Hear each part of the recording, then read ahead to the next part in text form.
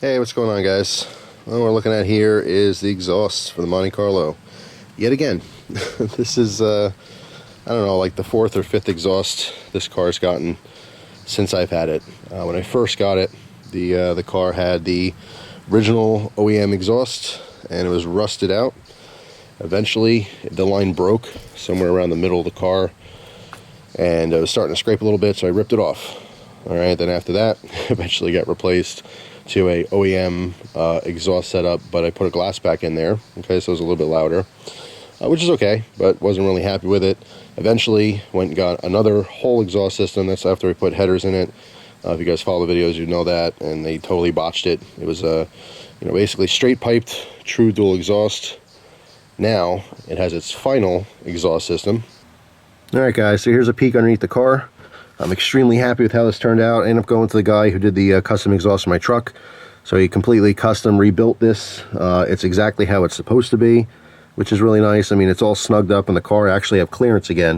If you remember before, I had no clearance. The pipes came down on an angle, right around here. So I literally had about 1 3/4 inch clearance, and I was bottoming out everywhere. Pennsylvania roads are horrible. If you've never driven in Pennsylvania, it's like driving on Swiss cheese. All right, so now I can actually drive around, which is nice. Also, before it was straight piped, which it sounded good at lower RPMs, but once I started to ramp it up, or if I wanted to get in on the pedal, it would just start twanging and vibrating and droning, and it was so ridiculously loud.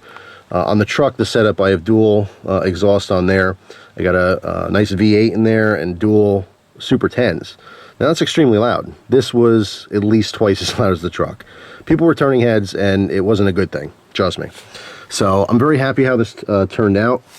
What we have here is from the downpipe bag. It's all 2.5 inch all throughout. I do dual Magnaflow spun catalytic converters.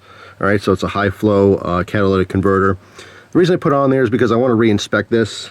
I right now have classic plates, so technically I'm supposed to have the car inspected. I'm going to transfer over to antique plates, but I have to basically sell the car back to myself and pay all the fees and stuff like that. So, pain in the ass, I'm not doing that yet, but I did want to put cats back on here. So I did the Magnaflow spun cats. All right, so you can see 2.5 inch all the way back. 2 dual Flowmaster 40 series mufflers. It has an awesome tone. It's actually deeper than it was straight piped, but it doesn't ramp up. When I speed up, it kind of kicks in. This is a 3-speed transmission, and when I hit the third gear there, you can feel the car. It'll start to pull, and it changes the tone a little bit. It's really nice. I really like it a lot. And because I actually have the proper pressure back in my system, I actually feel like I gain power. You can feel it. You feel the difference. And then on the end here, I have some slant cut Flowmaster tips. All right, so let me get you in the tripod, and let's see what this thing sounds like.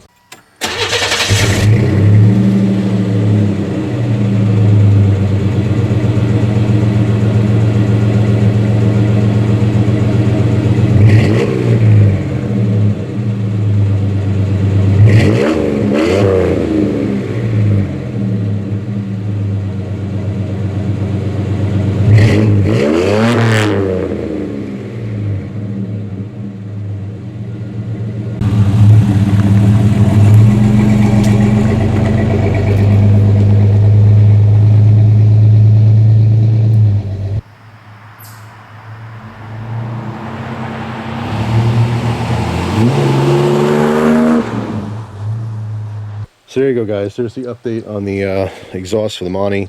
I still need to figure out the dipstick situation. I don't know if I explained it in the last video, but the dipstick tube was bent to make room for the headers by the previous mechanics. They didn't know what they were doing. It was bent too far, and the dipstick itself didn't fit. So I've talked to 4 different mechanics, and they all 4 of them couldn't do it. I bought a replacement that's for this car.